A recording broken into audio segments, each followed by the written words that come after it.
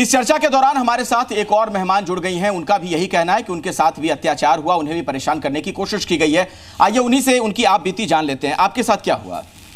मैं जब 2023 में 15 साल की थी तो हमने 65 नंबर गली से संजय कॉलोनी से 66 नंबर गली में कमरा शिफ्ट किया था। ये दिल्ली की बात कर रही हैं आप? नहीं, संजय कॉलोनी फरीदाबाद की। फरीदाबाद में? अच्छा। वहीं पे आमिर हुसैन का जो पूरा परिवार था, वहीं पे वो लोग शिफ्ट करने उधर पूरा परिवार शिफ्ट हो गया था अप्रैल में।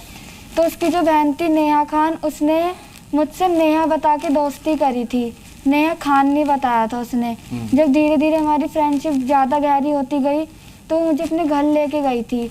जब मैंने घर पर उनके जाके देखा तो उनके उर्दू में ही लिखा हुआ था, पूरा फ्रेम में भाषा लिखी थी।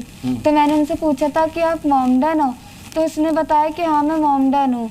तो कोई भेदभाव? मैंने कहा नहीं, मैं कोई भेदभाव नहीं है, क्योंकि उस समय मैं स्कूल पढ़ती थी। और फिर उसके बाद उसने अपने भाई आमिर हुसैन से मेरी दोस्ती करवाई थी। नॉर्मली ऐसे हमारी फ्रेंडशिप हो गई थी। लेकिन आप कुछ शायद इसमें कोई तस्वीर दिखाना चाह रही थी। ये लड़का है जो लड़कियों को हिंदू लड़कियों को टारगेट करता है। इसी ने आपको फांसा था। ये देखिए, ये तस्वीर इन्होंने दिखाई है और इनका ये कहना है कि इसी लड़के ने इनसे झूठ बोला, इनको गलत तरीके से प्रेम जाल में फंसाया इसने आपको, है ना? ऐसी कई लड़कियां हैं। आपकी बात अधूरी रह गई थी। हाँ, क्या कह रही थी आप? आपने भी एफआईआर दर्ज करवाई है, क्या कहा था आपने उस दौरान? पुलिस को क्या जानकारी दिखाई मुझे, क्योंकि बार बार डॉक्यूमेंट्स की यहां पर बात हुई चर्चा के दौरान कि दस्तावेज कहां। ये देखिए, इन्होंने भी एफआईआर दर्ज करवाई है। क्या है इस एफआईआर में? आपने क्या बोला था पुलिस को, जरा बता दीजिए, मैं दिखा रहा हूँ। जी, पूरी जो मेरे साथ जो घटना हुई है उस पूरी घटना का इसमें कंप्लेन है। अच्छा। इसमें 2-3 अहम बातें और हैं कि ये जो लड़का था ये 2022 में धोखे से लद्दाख लेके गया था और वहाँ पे ये ज़बरदस्ती एक मस्जिद या मदरसा जैसा था, वहाँ पे लेके गया और वहाँ से ये हमें किसी गांव के माध्यम से हमें दूसरे किसी बॉर्डर के उस तरफ भेजने की फिराक में था और बार बार ये ज़िद कर रहा था। दिसंबर के महीने में लद्दाख लेके गया, जब वहाँ पे रास्ते बंद हैं, सब कुछ बंद है और मौसम ख़राब होने के नाते बस हम उस दिन किसी तरीके से बच निकले, वरना उस दिन इसके दिमाग में यही था कि जैसे तैसे हमें दूसरे किसी देश में भेज देता ताकि वो यहाँ भारत में वापस आके यही सेम चीज़ और लड़कियों के साथ आज़ादी से कर सकता। ह्यूमन ट्रैफिकिंग का भी काम वो कर रहा था, जी, है ना? आपको आमिर ने अपना नाम क्या बताया था? आमिर ही बताते, लेकिन उसकी बहन ने नेहा बता के दोस्ती करी थी। नेहा खान ने बताया था। अच्छा। तो उसके बाद वो मुझे वहाँ पे लेके जाते हैं तो बहुत सारे मौलाना होते हैं, तो वहाँ पे वो मुझे उस छांगुर मौलाना थे, वहाँ से वो उनसे मुलाकात करवाई थी मेरी। अच्छा, छांगुर साहब की मुलाकात हुई है? हाँ जी। जो भी पकड़ा गया छांगुर? हाँ जी, दिल्ली निजामुद्दीन की दरगाह पर। अच्छा। वहाँ पे ले जाने के बाद वो सलाम करते हैं, सलाम करने के बाद मुझसे सलाम करवाते हैं। फिर वो पूछते कि ये हिंदू है या मुसलमान।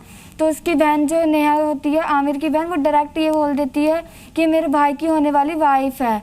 अच्छा। उसके बाद आमिर से पूछते कि हिंदू है या मुसलमान, तो आमिर जवाब देता है कि ये हिंदू है। तो कहते हैं कि इसके साथ साथ तो तुम भी जन्नत नसीब करोगे। जन्नत नसीब करने के बाद बोलते हैं कि ठीक है, पहले इसका धर्म परिवर्तन करो, उसके बाद तुम इससे निकाह कर सकते हो। निकाह करने के बाद वो मुझसे थोड़ी दूरी पे जाके 15-20 मिनट तक बात करते हैं और आमिर को मतलब कि हाथ मिला के उसे हंस के बातें करते हैं और उसकी जैसे शब्बाशी टाइप होता है, उसकी पीठ पर ऐसे हाथ मारते हैं। फिर मेरे पास आते तो आमिर मुझे बोलता है ये बहुत बड़े पीर मुर्शिद हैं, इनसे मिलने के लिए नसीब चाहिए होता है। फिर आमिर उनसे बोलता है, छांगुर की बात हो रही थी। हाँ जी। फिर आमिर छांगुर से बोलता है कि मेरा काम नहीं चल रहा है, तो वो उसको पैकेट में कुछ चीज देते हैं और मुझे ये नहीं पता फिर वो क्या देते हैं। फिर ठीक, समझ गया आपकी बात। अज़दी साहब, आप देख रहे हैं छांगुर तक कैसे कनेक्शन जा रहा है। अवैध तरीके से धर्मांतरण, एक लड़की को कितना परेशान किया जा रहा था। आनंद जी, छांगुर व्यक्तिगत तौर पर है, ना वो धर्म गुरु है, ना किसी धर्म का कोई वो ट्रस्ट चलाता है, ना किसी धर्म से उसका मुसलमान से ताल्लुक है। वो एक आम व्यक्ति है।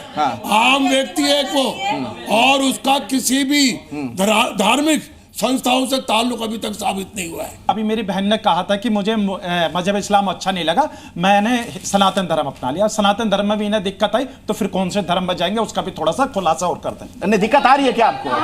क्या प्रॉब्लम है उस चीज से? मेरा मन था, मैंने बन गई। सवाल करा आगे मुझे अच्छा लगता है, मुझे आजादी का सम्मान, मैं आजादी की जिंदगी जी रही हूँ, मुझे अच्छा लगता है। ये खुली हवा में सांस ले रही है ऐसा बोल रही है आपको अमन गिरी प्रॉब्लम जी। क्या है? ठीक है अमन गिरी जी, मुझे नहीं अरे समय नहीं है भाई। अमन आप अपनी बातें मुझ पे नहीं थोप सकते। अवैध धर्मांतरण की कड़ियां जैसे जैसे खुल रही हैं, आप देख रहे हैं कैसे कैसे गोरख धंधे सामने आ रहे हैं। जी न्यूज़।